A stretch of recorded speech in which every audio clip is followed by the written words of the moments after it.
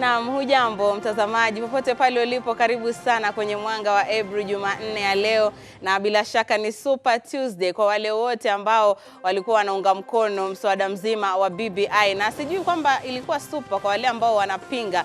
Na mtazamaji, nitakuwa nakujuza kuhusiana na yote yaliyoshuhudiwa hii leo katika mabunge ya kaunti, manake zaidi ya kaunti 24 zimepitisha mswada huo, na vile vile nitakuwa nakujuza kuhusiana je, ni lipi la zaidi baada ya kaunti 24 kupitisha BBI. Basi tutakuwa tunajibu swali hilo katika taarifa zetu ambazo nimekuandalia kwa muda wa nusu saa ijayo, lakini kama ilivyoada, kwanza tupate vidokezo. Naam, hujambo na karibu. Jina langu ni Busara na mwanahabari mwenza naye andamana nami kwa lugha ya ishara ni Joyce Wairimo. Wakenya wanatarajiwa kupiga kura ya maamuzi mwaka huu kabla ya uchaguzi wa mwaka 2022, na hii ni baada ya mswada marekebisho ya katiba BBI kupitishwa katika kaunti zaidi ya 24. Mswada huo unatarajiwa kuwasilishwa katika bunge lile la kitaifa na la Senate. As many as of that opinion say aye. As many as of the contrary opinion say nay. Leo ni leo, asema kesho ni muongo. Wakenya wameachwa vinywa wazi baada ya zaidi ya mabunge 24 ya kaunti kupitisha mswada wa kubadilisha katiba kupitia ripoti ya BBI. Tayari kinara wa ODM Raila Amolo Odinga alikuwa amekiri kuwa mswada huo utakuwa umepitishwa kabla ya siku ya Jumanne kutamatika. And the BBI is bringing this issue of appointing CEC members. Ishara tosha kuwa umaarufu wa Rais Uhuru Kenyatta na Raila ukidhihirika kutokana na kuungwa mkono na wawakilishi wadi. Magavana waliongoza juhudi za kuwasihi wawakilishi wadi katika kaunti zao kuunga mkono mswada huo. Kaunti ambazo zimepitisha mswada huo kufikia sasa ni Kakamega, Narok, Makueni, Nyamira, Taita Taveta, Kitui, Bungoma, Murang'a, Machakos, Lamu, Nyeri, Nyandarua, Kirinyaga, Garissa, Mombasa, Busia, Siaya, Kajiado, Homa Bay, Trans Nzoia, Nakuru, West Pokot, Vihiga, miongoni mwa kaunti zingine. I'm delighted today that Kakamega County has passed the BBI bill. As a county, we were committed to making sure that we follow the legal process of passing this legislation. This just confirms the importance of the county assemblies in legislation and of course governance, because as you all know that without the county assemblies approving this initiative, then it will be dead from the beginning. And I want to thank my MCAs, our MCAs, because today when they converged, they just expressed and implemented the will of the people of Mwanga. There was not a single voice of dissent. Out of 53 MCAs, all of them attended. It was the most attended session actually for the last 8 years or so. Kulingana na katiba, mswada huo sasa utapelekwa kwa bunge la kitaifa na seneti, na unahitaji kuidhinishwa na wabunge na maseneta kabla ya kuwasilishwa kwa Rais Uhuru Kenyatta. Tayari kuna malumbano kati ya wajumbe kuhusiana na ripoti hiyo. Kwa upande mmoja, wandani wa naibu rais William Ruto wameshikilia kuwa watafutilia mbali ripoti hiyo, huku wandani wa rais na Raila wameapa kupitisha mswada huo. Rais baadaye anatarajiwa kuwasilisha mswada huo kwa tume ya IEBC kwa kura ya maamuzi kufanyika. Kufikia sasa ni kaunti moja tu, Baringo, ambayo ilipiga kura kukataa mswada huo.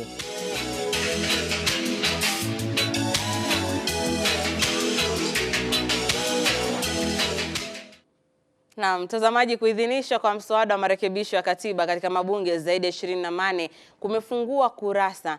Na mtazamaji, ni kurasa mpya ambapo bunge la kitaifa litachukua usukani. Baadhi ya wabunge tayari wametangaza kuidhinisha mswada huo mara moja na kutoa jukumu kwa tume ya uchaguzi na mipaka nchini IEBC kuandaa kura ya maamuzi. Mwanahabari wetu Jeff Khaemba na taarifa hiyo. Will as many as of that opinion say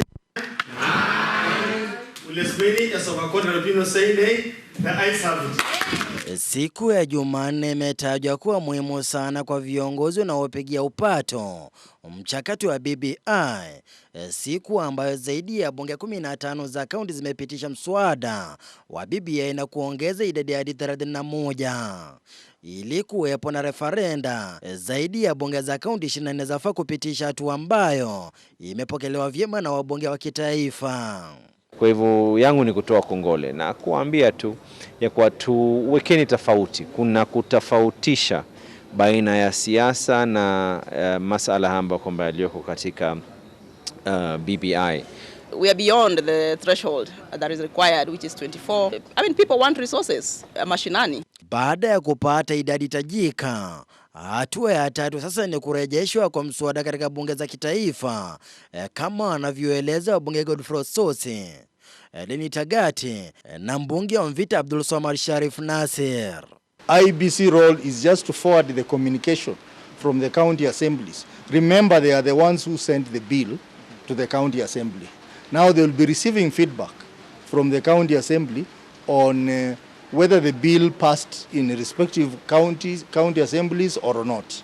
And then now they transmit that information to the two houses, the speakers of two houses. And I'm happy that we have seen counties that ideally and traditionally we thought could not really support this idea. So people must not just be lied to on a national level. I mean, people must really look at what are their needs at the village level, at their ward level. Wandani wa naibu wa rais William Ruto wameshikilia kuwa hawana tashwishi yote na BBI, ila tu waliwataka Wakenya kupewa fursa ya kuisoma na kuielewa nakala ya BBI. Hata hivyo, wandani wa rais Kenyatta na Raila Odinga wanasema safari ya mageuzi ya katiba ingalipo. And I think Honorable Raila put it very clearly and said this is going to be a tsunami and no one can stop reggae. What we have seen today is that indeed no one can stop reggae. For those who had the feeling that, BBI will not be able to pass for one reason or the other, I've always said this. The truth has never needed support. It will eventually stand on its own. The proponents of no to BBI have always come up with fake ideologies that this has got nothing to do with the people or things like that. Lakini wakati wa Kenya wanaposubiri kupiga kura ya ndio au la, huenda zoezi hilo likasitishwa kufuatia kesi iliyowasilishwa na mwanauchumi David Ndii na wengine wakitaka koti kutoa mwafaka wa kuirekebisha katiba. Koti hapo awali ilisimamisha IBC kushughulikia jambo lolote kuhusu mageuzi ya katiba hadi pale kesi itakaposikizwa na kuamuliwa. Nikiripotia Mwanga wa Ebru, jina langu ni Jeff Haemba. Na baadhi ya wananchi wamesikitishwa na jinsi serikali imewapa ruzuku wawakilishi wadi, huku wahudumu wa afya wakidhalilishwa kwa kutelekezwa kwa matakwa yao, hali ambayo wanasema inadhihirisha wazi kuwa serikali haiwapi wananchi kipaumbele. Wakenya tuliozungumza nao wanalalama kuwa mswada wa BBI ndio umepewa kipaumbele, ilhali wananchi wanaendelea kukosa huduma bora za afya. Madaktari ni watu wa maana katika maisha yetu ya kila siku. Kwa hivyo mimi ningependa kuomba serikali ya kwamba wangeangalia mambo ya madaktari kwanza kabla hawajaangalia mambo ya MCA, kwa sababu kwa kusema kweli madaktari wetu wanafanya kazi ya maana sana na wamejitolea kwa kazi yetu, kwa kazi yao. Wa MCA wanaongezwa pesa. Hizo pesa siziongezwe madaktari pia, madaktari wahudumia wananchi pia wapate kutibiwa. Mimi sasa nikiongea hivi, kuna ndugu yangu sasa mguu inakatika. Hakuna hosi inafanya kazi. MCA sasa tunalalamika na mabarabara ni mbaya na bado wanapita hapo kila siku na bado watengenezi. Kwa hivyo naona hapo serikali ingebalance. Na maneno ya kusema ati wanaongeza pesa MCA, BBI, mimi hiyo sitaki kusikia kwa sababu mimi ndio naumia. Na saa zile za kura wanakuja kwa mimi niwape kura. Wanataka kura yangu kuninyanyasa mimi. Ni kama madaktari washughulikiwe haki yao before MCA kama wajongezewa tu pesa. Juu madaktari wamelalamika sana. Wakishughulikiwa inaweza kuwa tu mzuri. Daktari mtu wa maana sana. Na kuna haja MCA apewe pesa ili daktari amelala kwa nyumba. Kwa hiyo daktari ndio mtu wa kwanza kufungua macho ya mtoto akizaliwa. uhai wa mtu. Na ndiye yule mtu anafunga mtoto wakati anakufa, ndiye anafunga ile macho yule mtu. Kwa hivyo mtu akutegemea sana, na ndio anafaa kwanza first priority. Hizo zingine ni leisure. Na kwengineko, baadhi ya wabunge wanaoegemea upande wa naibu wa rais William Ruto wamenyoshea lawama idara ya polisi kuingilia siasa zinazoendelea katika wadi ya London katika kaunti ya Nakuru. Viongozi hao wakiongozwa na mbunge wa Bahati Kimani Ngunjiri wamelalamikia mapendeleo hata baada ya mkutano wao wa kisiasa kutibuliwa na polisi katika mazingira yasiyoeleweka. As everybody knows, there is a by-election in London Ward, Nakuru County. And as you know, there is those days that are allowed for campaigns, and we are within that period, as the elections will be on March 4th, which is in the coming week. So as we did our meetings, we woke up to a battalion of about 200 policemen with dogs as well as tear gas.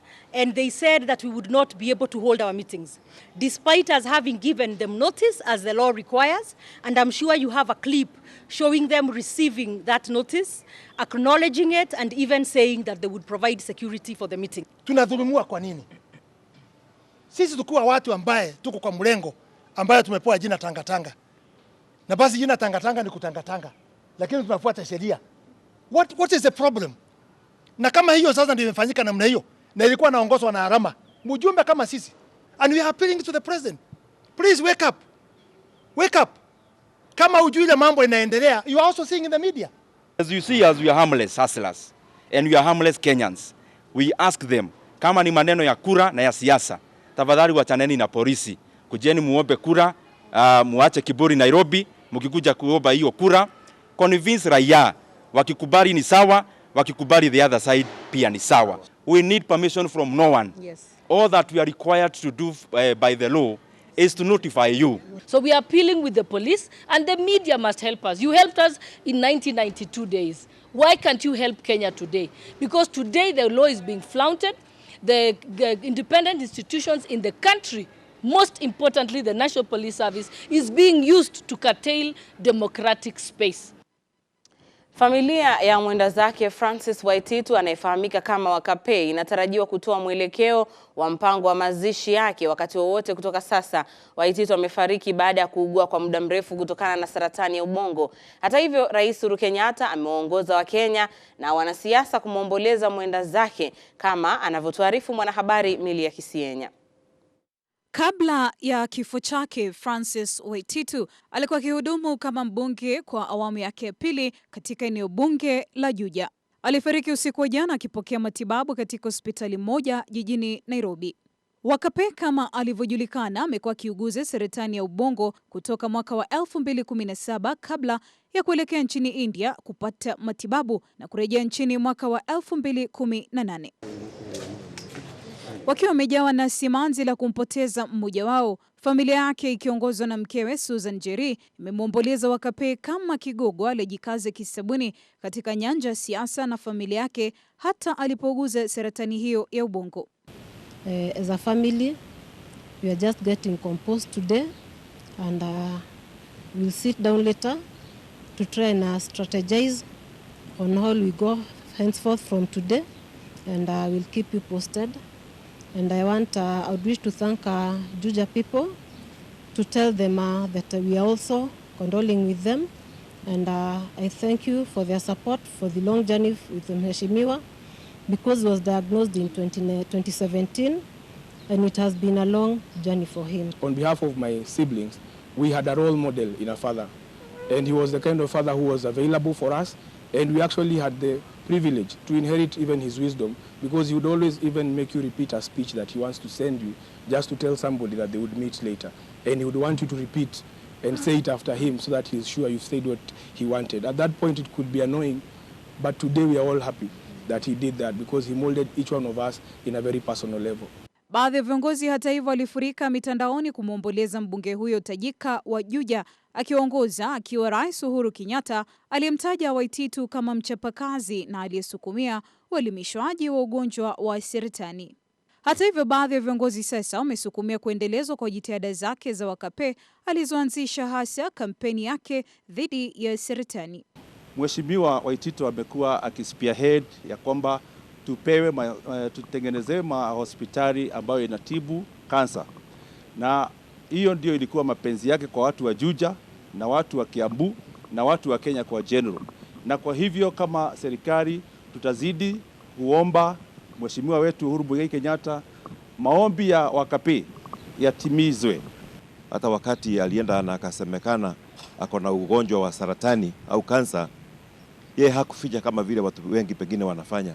Alikuja hapa na akaeleza watu kuwa ana hiyo ugonjwa, na inakumbuka hata alichukua gari ya roadshow akaenda round akifundisha watu vile wanatakiwa kufanya ili kuzuia wasipate hiyo ugonjwa. Mbunge huyo alimpoteza nduguye wa kike Cecilia Wambui akiwa mwenye umri wa miaka 60 kwa ugonjwa huo wa saratani ya figo, jambo lilomfanya kumpeleka mamake mzazi kuchunguzwa ugonjwa huo na kupatikana na saratani ya ubongo. Ni hapo Waititu alipojituma pia kuchunguzwa na kupata pia alikuwa na ugonjwa wa saratani wa ubongo, jambo likumbatia vizuri na kuanza matibabu kabla ya kifo chake kuzuka. Kifo chake kinajiri siku 7 tu baada ya mbunge wa Bonchari John Oro naye kuyapoteza maisha yake. Mili Kisienya, Mwanga wa Ebru.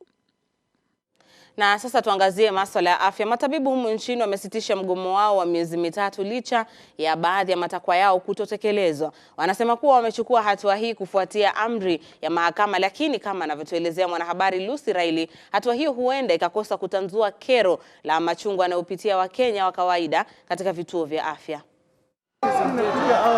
Wahudumu wa afya wamekuwa wakigoma kwa miezi 3 kutokana na serikali ya kaunti kukosa kukimu matakwa yao. Waliitisha serikali wafidie bima ya afya kwani wanapowatibu wagonjwa walioambukizwa korona wanahatarisha maisha yao. Isitoshe, waongezwe mishahara na kuhakikisha vifaa kinga almaarufu PPEs vimewafikia. Wakilinganisha na wawakilishi wadi ambao walipewa ruzuku ya kununua magari bila kuitisha, wanalalama kuwa hizo pesa takriban bilioni 4.5 zingewafidia matabibu kwa miaka 5. If clinical officers were to be given enhanced risk allowance, in every year, it would cost this government 900 million, not even 1 billion, which is a drop in the ocean.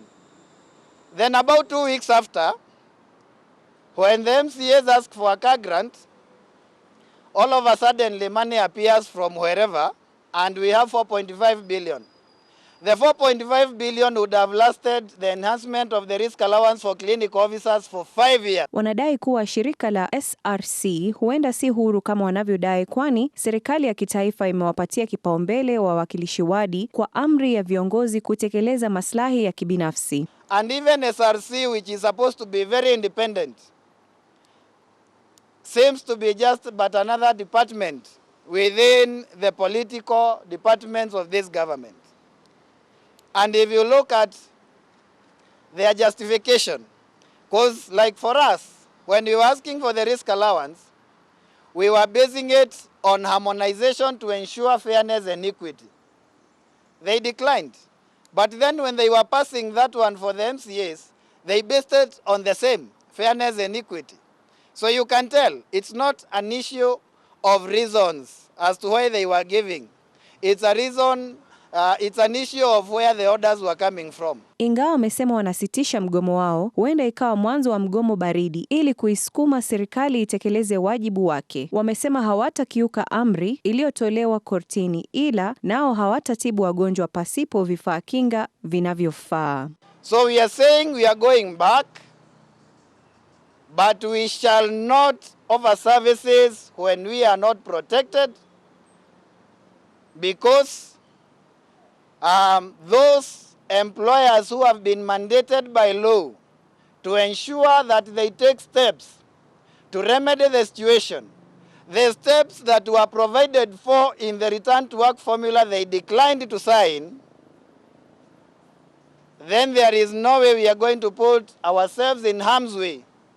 I cannot be able to project whether we are going to have the PPAs throughout, but what I can be able to say confidently is that we shall not deliver services in unsafe working environment. Tangu mwaka jana mwezi wa Novemba tarehe 15, zaidi ya wahudumu wa afya 1000 wamekuwa wakigoma. Ingawa wengine wao wamerudi kazini, shirika la Kenya Union of Clinical Officers bado wanaendelea kulalamika kwamba mahitaji yao hayajatekelezwa. Nikiripotia runinga ya Ebru, jina langu ni Lucy Riley. Na katika hali ya COVID-19 humu nchini hii leo, watu 194 zaidi wameambukizwa virusi vya corona katika saa 24 zilizopita. Idadi hii imetokana na vipimo vya sampuli 3935 na kufikisha jumla visa hivyo nchini kuwa 1,14,500. Visa hivyo, na mtazamaji, kupitia taarifa kwa vyombo vya habari, Waziri wa Afya Mutahi Kagwe amesema mgonjwa wa umri wa chini ni mtoto wa miaka 6 ilhali wa umri wa juu ana miaka 95. Miongoni mwa walioambukizwa 146 ni wa Kenya ilhali 48 ni raia wa kigeni. Wanaume ni 108 huku wanawake wakiwa 86. Kati ya maambukizi hayo, Nairobi inaongoza kwa visa 132, ikifuatwa na Kiambu kwa visa 9, Meru 7, Kisumu na Kilifi 6, Laikipia 5, Mombasa na Kajiado 4, Nakuru, Turkana, Uasin Gishu na Machakos 3 mtawalia, huku Kisii ikiripoti visa 2. Lamu, Murang'a, Nandi, Taita Taveta, Trans Nzoia, Busia na Embu zinaripoti kisa kimoja. Watu wengine 39 wamepona ugonjwa huo na kufikisha 35,665 idadi waliopona corona hadi sasa. Hata hivyo, watu wengine 10 wamepoteza maisha yao kutokana na maradhi hayo na kufikisha idadi jumla kuwa 1,837 watu walioaga dunia. Kuna wagonjwa 344 ambao wamelazwa hospitalini ilhali 1,283 wapo chini ya mpango wa utunzi wa nyumbani. Wagonjwa 55 wengine wapo katika kitengo cha ICU. Winnie Lubembe, Mwanga wa Ebru. Naam, shukran sana Winnie Lubembe kwa taarifa hiyo. Na mtazamaji, kufikia hapo sina la ziada, na mpisha mwenzangu Davis Mberia na yatujuze yaliomo kwenye Ebru michezo.